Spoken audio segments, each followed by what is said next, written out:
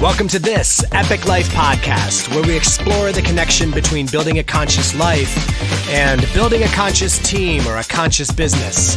We also break down 3 powerful permissions with our guests. These are the permission to chill. I gotta say, our guest today kind of surprised me when he said that this is the one that he draws the most power from. Next, we have permission to feel all the feels or embrace our full humanity. And finally, permission to glow in the dark. I will be your host. My name is Christopher Carter. My friends call me KC. I'm a coach for founders and executives and meditation teacher for organizations. And now let's meet this week's guest. Today, I wanted to give you a peek behind the scenes into the journey of creating and launching this epic circle by sharing a special podcast interview with one of my clients turned teammates. Phil Powis' journey of personal transformation, like all of ours, is a work in progress. However, as you'll soon realize, this guy is built for speed.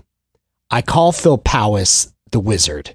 He's a marketing genius, and his automation systems have powered massive launches. He also used his wife's hearing practice, Phil's wife Janice is a doctor of audiology, as a testing ground, turning a struggling practice into a client-centric powerhouse. They've gone on to run retreats in Costa Rica for audiologists and have recently moved toward a more nomadic life. Phil's journey over the last 2 years has been deeply interwoven with this epic life. He attended both of our Encinitas retreats and hired me as a coach when he reached an incredible milestone in his solo consulting business, a 6-figure month. What I love about Phil is that he gets the connection between up-leveling his support as the demands on his time and focus expand. His investment in his personal and business growth inspires me. Aside from being a client turned partner on our Epic Circle project, Phil and I have surfed together in Costa Rica and chanted and meditated on both coasts. In this conversation, I grilled the wizard on his vision for this Epic Circle, which has challenged me on so many levels to rethink my business and embrace expansion. Phil's mastermind journey began with a Tim Ferriss event and hasn't slowed down since. He brings a ton of honesty and objectivity to this conversation. We also dive deep into the spiritual and community side of entrepreneurship. This Epic Life podcast is proud to present Phil Powis.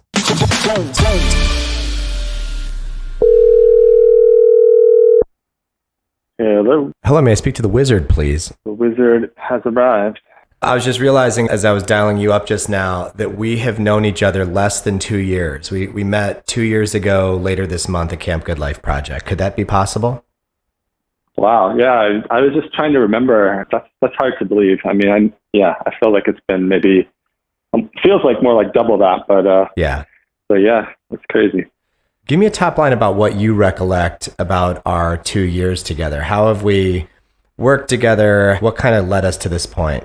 So if I go all the way back, it's funny because my first memory of you is going to Camp GLP, and I remember Janice and I pulling up to the parking lot, and you were actually the first that I saw as we were. I think you were directing us to where to park, and I don't know, you were wearing one of your crazy shenanigan outfits, stockings or it happens, a leotard, something. Who knows what it was? But I just remember in my head thinking, like, what have I gotten myself into? Who is this crazy guy? Yeah, in that moment, I definitely didn't realize that we were going to be going deep over the next few years. So yeah, that's kind of where it all started. It was at camp. You know, I didn't really get to know you so much at camp, but I just remember my initial kind of feeling about you was at the time I was really kind of going through a lot of my own kind of intense kind of spiritual exploration, going deep on meditation and yoga and things like that. And I remember just really feeling like the word that comes to mind is embodiment, and really just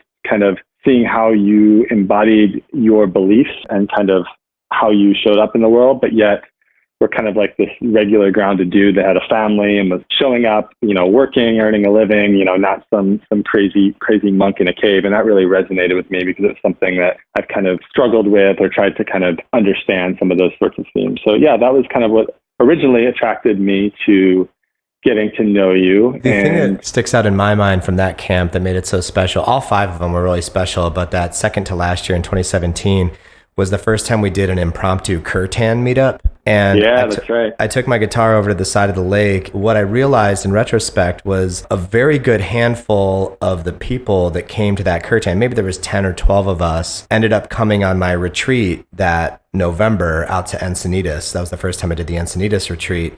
And I remember you and Janice came, Bobby Meeker, Layla Laser. And there was just like this kind of namaste resonance. It's funny because on one side, I'm the one that amps up the pro camp shenanigans, high vibe 80s craziness.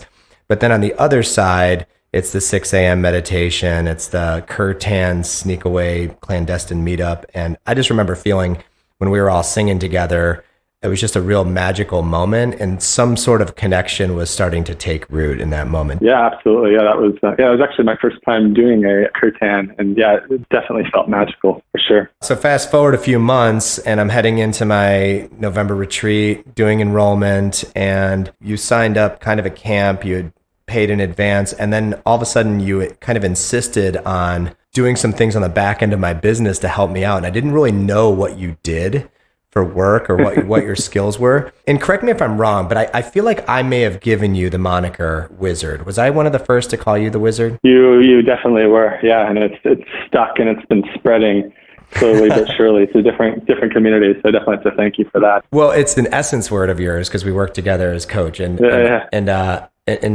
Wizard's one of your essence words. But what do I mean on the real world tactical tip when I refer to you as Wizard? What do people see in your work or experience of your work? Yeah, so I mean, really how my work is taking form now, and it's certainly done a lot of different things, but I really help mission-driven entrepreneurs scale their results in marketing and growth, and also kind of get their head around the mindsets kind of attached to that growth. I do that through a few different ways, but really it's kind of three things, which are expanding audience, growing both revenue and impact through strategic partnerships. And the inner geek wizard inside me, the thing that's very close to my heart, is really leveraging systems and technology to navigate kind of that growth with confidence and ease. But something that I tell my clients is it's not just all about having kind of tech and systems and going crazy with it. It's kind of about what's having appropriate in this moment to kind of create the leverage that kind of moves you to the next space. So I think when people refer to me as the wizard, it's kind of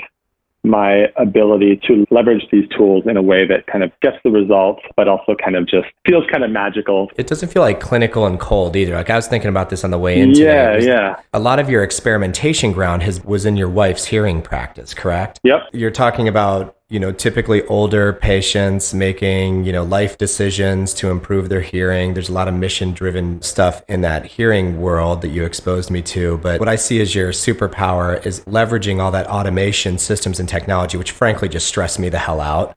And doing it in a way that creates high touch, personal. It's just really cool because if I had the time and the sanity and the patience to set that up, it's the way that I would do it.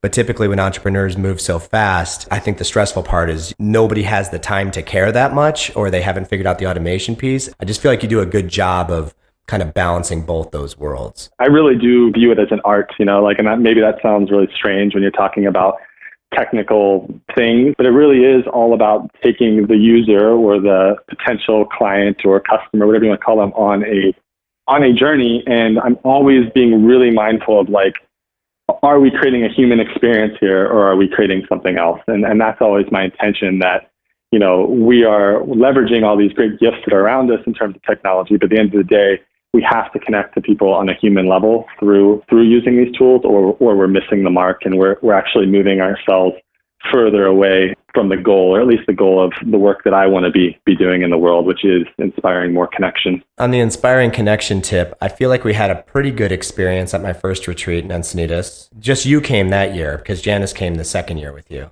That was just you, right? Yep.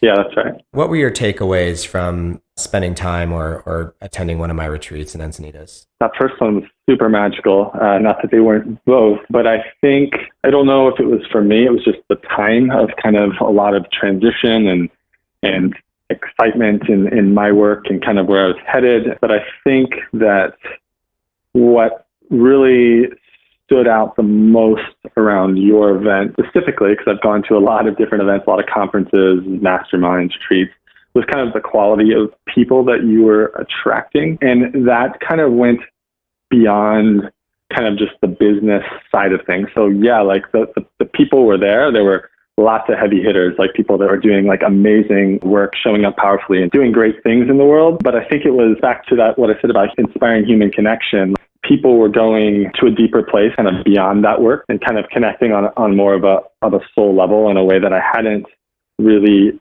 experienced much of elsewhere. Because, you know, for better or worse for me, like I'm definitely like type A entrepreneur. I'm always thinking like, what is the outcome? What am I going to get out of this and that sort of thing. And yeah, it was just like really refreshing to be able to have these like really open conversations about, you talk about full life integration, and that's really it, like just all of the facets of our experience. And yeah, business is one of them, but there's so much more to explore there. And so yeah, the camaraderie, the relationships that came out of it are all things that were memorable. And then of course, you know, the experiences that you created for your guests. I mean, the level of detail and love and care I can tell that you put into your work definitely shows. So again, as someone who's gone to a lot of events, you know, you see the whole gamut, like people that show up and just kind of they're winging it. And you're like, oh man, did I just pay 10 grand for this? Until what I experienced with your event, which is pure mastery of the experience and really, you know, making sure that every touch point was crafted in a way to really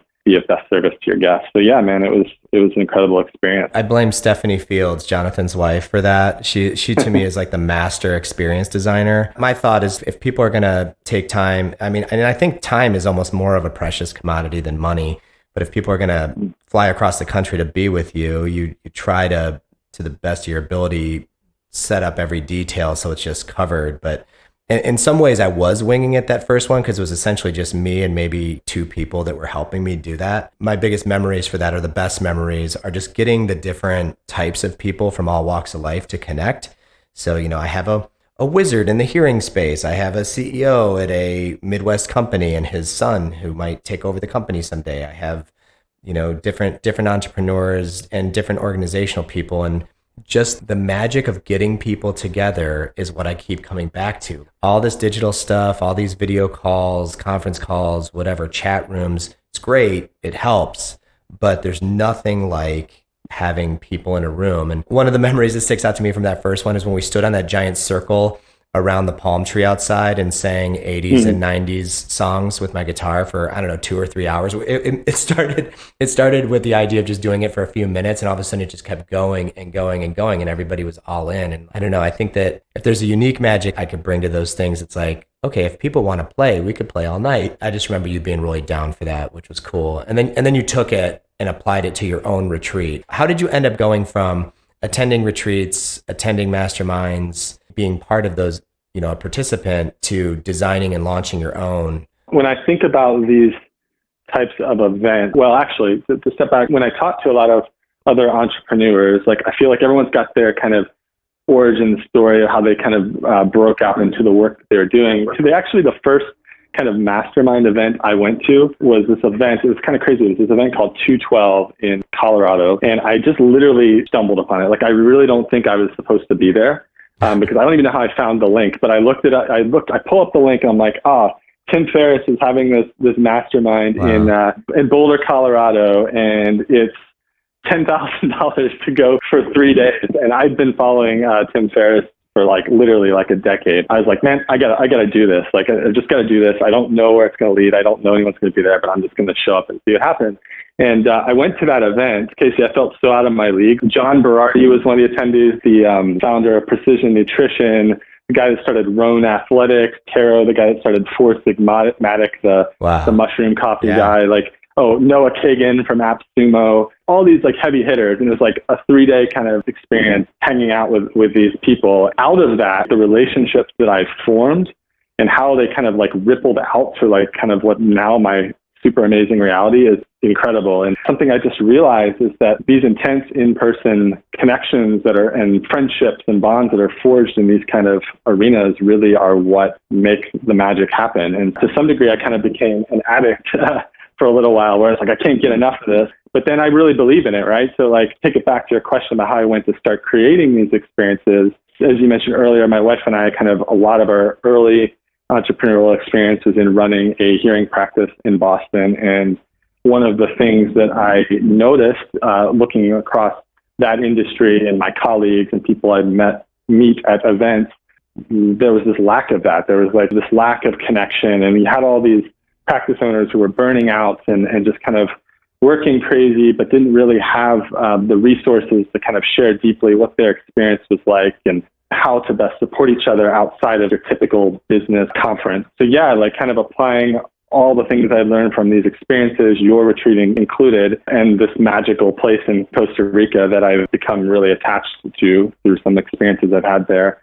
Yeah, just kind of decided that I was going to create something for that group of my peers. We did it for 2 years. You were obviously a big part of helping to support that, coming as the unofficial MC in addition to doing some of your trainings with the As group. is my way. I didn't think I'd play in that industry at all, but all of a sudden I realized like, wow, this is an amazing crew of people. And I love what you said about the isolation that happens. In your case, It was a hearing practice, but my experience of entrepreneurship, I mean, firsthand, I mean, a good chunk of my week is I feel like I'm just one island in a vast constellation of millions of little islands. And yes, I have support, and yes, I have allies and stuff, but all of my true allies in this space have come from experiences like you described. We were talking last night about the retreat we're going to do in Costa Rica in February 2020 at the end of the circle. One of the ideas we tripped over that I loved is it's going to be like a conference, man, without the distraction of a conference.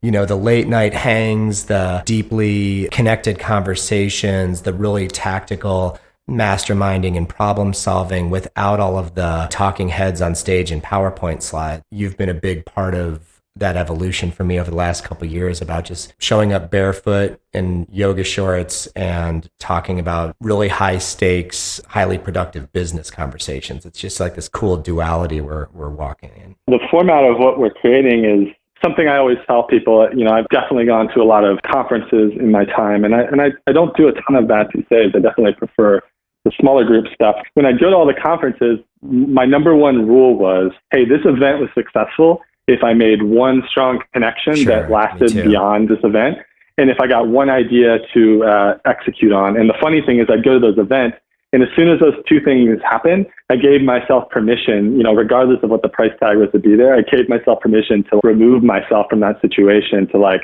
actually start acting on the inspiration that arose from those connections and from, you know, the ideas that came out of it. So yeah, like with these smaller group kind of formats in places that are inspiring environments, I feel like you get to just kind of short circuit all of that and kind of get right to the meaningful work, the things that matter, which again, to me, it always does come back to the people. You know, that's one of the biggest learnings over the last decade for me. You've run the wizard role from behind the curtain in a lot of ways. We got to talk about your influence on me this year in This Epic Life, because you've stepped up into more of like a designer leadership role in that way. I don't want to say you sold me on the idea, but how did you start seeing that this was the direction we should head in for my business? Because I was definitely reluctant at first to go to the mastermind route. Honestly, I mean, we could talk about some of the business reasons, but honestly, if I want to tell the truth, selfishly, it was kind of going to those two retreats and then having you as a kind of guest speaker at my own retreat, and seeing kind of the depth of the experience you were able to create, but then feeling like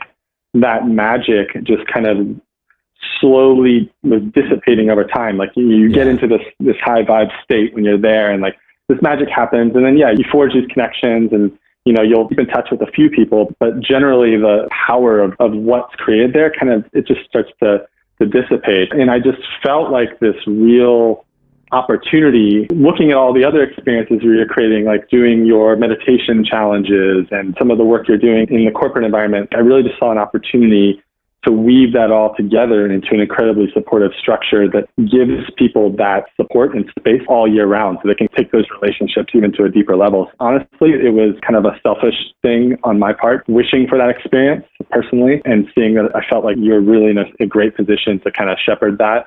And then conversations we've had around your business in particular and where you're looking to take it, looking to scale it, have more impact, reach more people with the work and the medicine that you give. I think it's an incredible opportunity to build this base of powerful creators to help lift that vision up and take it to where it's not just your baby, but something that can be spread, and that people can get rally behind the mission. I think my resistance was to the traditional mastermind concepts because like everybody else, I'm glued to Facebook, seeing what other people are doing. Sometimes you could just get a sense that people don't really back up what their marketing offer is, or it's like, oh my God, another mastermind. And I typically associate masterminds with just a lot of ill-conceived advice being thrown at you, which can get very overwhelming. In coaching, we're trained not to project our own experience onto our clients. And in mastermind circles, it's kind of a free-for-all.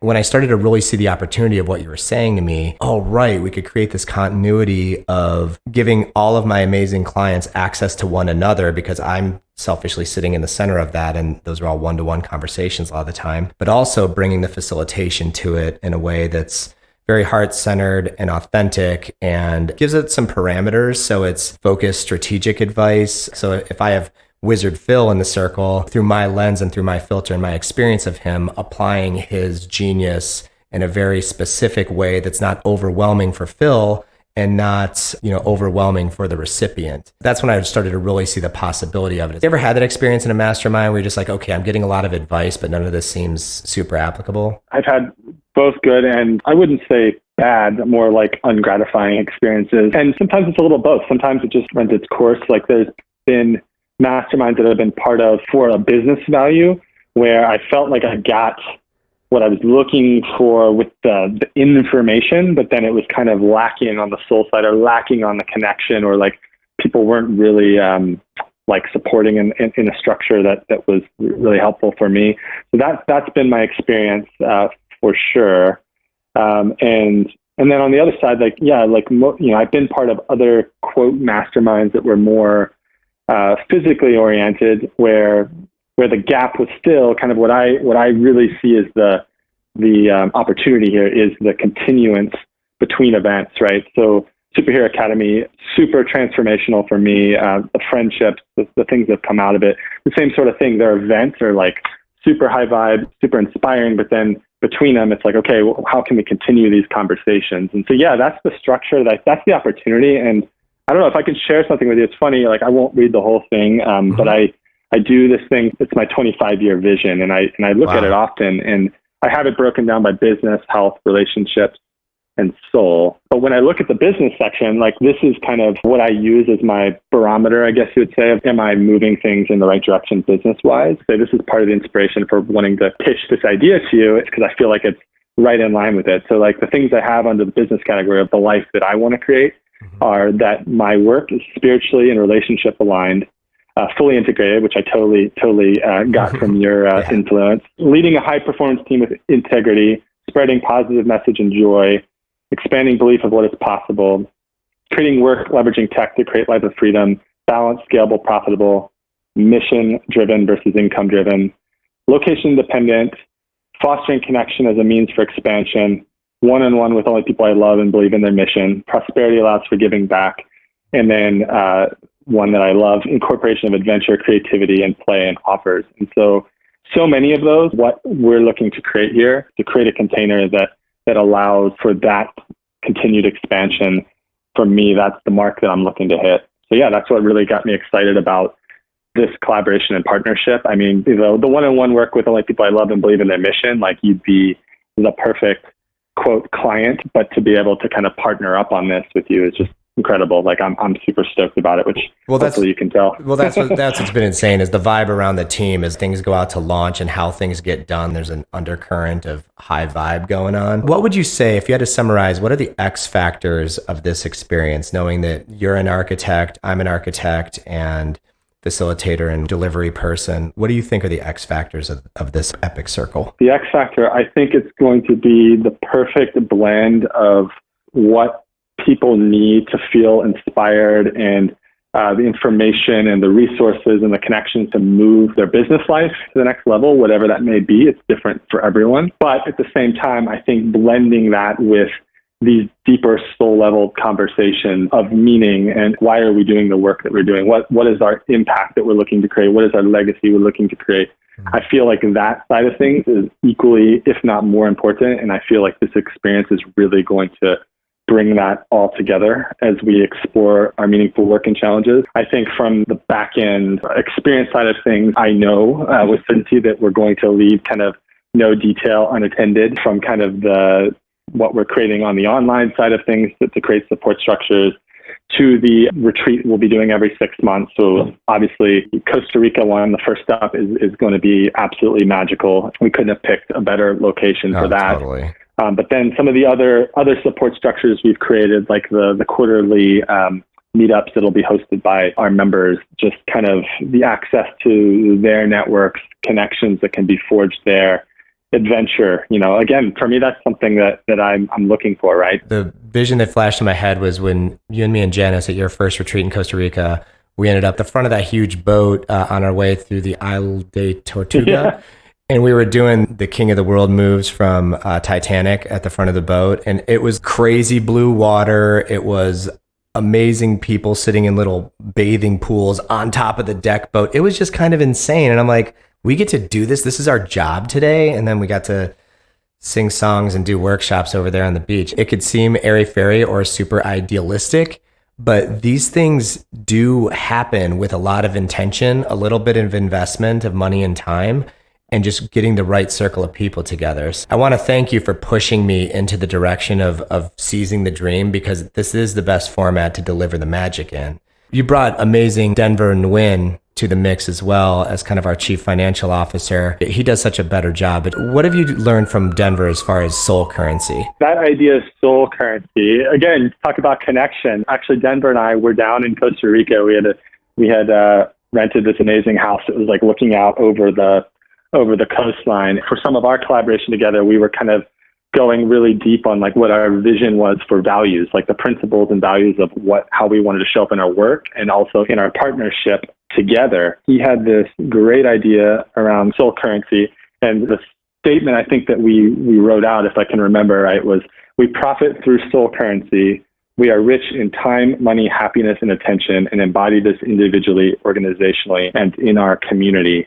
The idea of that is that we want to, in any work that we're doing, which is something I see that we're going to be weaving into our work together, is we really want to increase our capacity to kind of receive through these innovative business experiences and practices and the relationships we forge, but also creating this culture of giving back, so recirculation of resources. How can we create this amazing work that allows us to take, we're so fortunate in many ways to be in the position to kind of shepherd these sorts of experiences, but how can we then take what we're creating and expand that to give back to a larger audience, our community in the world? I've been learning a lot about it. I've learned a lot about it from Denver, and it's something I'm really passionate about. So as we come full circle here, we got to touch on the 3 permissions. We explore the 3 permissions on this Epic Life podcast: the permission to chill, the permission to feel all the feels, permission to glow in the dark. Which one resonates with you today around this topic? And which one do you want to unleash heading into your weekend? Across the board right now, I think the one that's resonating the most with me is permission to chill. And there's such a magic in that I've been experiencing lately, like with the transitions we've made moving down to St. Petersburg. And I've been experimenting with changing up my work rituals. And you know me, Casey, I'm a pretty, what's the word? I'm a pretty get it done guy. I think intense is the word. Yeah. No, you just go like you're up at 4, you're up at 5. I mean, you get a full day's work in before 8 a.m. I mean, that's how you've always rolled since I've known you. On the permission to chill thing, something I've been observing lately is I've been playing with my work rhythms, and we're living in this, I don't know how I created this magic, but we're living in this amazing place that has this spa on the rooftop, and I've literally been doing like these 2 o'clock sauna, hot tub, pool rhythms, bringing it to permission to chill. I've been observing that, allowing myself that freedom and ability to experience that, I've been coming back to my work way more powerfully than ever before. The experiences we're creating, I just know that the right people are going to show up for this, and that we can kind of rest in that, and it's going to be the greatest container for the evolution of the work that we're doing. I'm so grateful that I somehow duped you into working on this Epic Life, and you're so inspired by it, because you apply everything that we practice and coach on and teach one another And I see you moving into this place of just sustainability and continual self-expansion and self-actualization. Thanks for applying it, dude. And thanks for giving yourself the permission. It's not easy. Sometimes I'm like, am I going crazy here? Like when we were coaching together, putting some of these things into practice, it's not comfortable at first. It feels like the wrong thing to be doing. But like, What's this guy trying to get me to do? Chill out. Oh, actually go to bed at night and, wake up at a reasonable time. It sounds counterintuitive, but what we're creating is long-term sustainability so you could get to that 25-year vision, because I think the people that our work attracts naturally burn at a fast clip. I mean, myself included, I'm intense. I don't half-ass things. It's not called this mediocre life. I didn't sign up for that one. Or this mediocre circle. It's this epic circle. But I love it that it's attracting people that care about the same thing, similar value set, and are open to experiment. Just thanks for doing the work, dude. Yeah, thank you for having me, and thank you for allowing me to be a part of this. Like I said, it truly is my honor. I couldn't be happier to be helping bring this out to the community. And thank you so much for listening. If you want to find out more about this epic circle, our premium mastermind and Costa Rica retreat experience for founders, executives, and high potential leaders, please reach out to us through thisepiclife.com or on Facebook Messenger. Just look for This Epic Life. And until next week, please glow in the dark.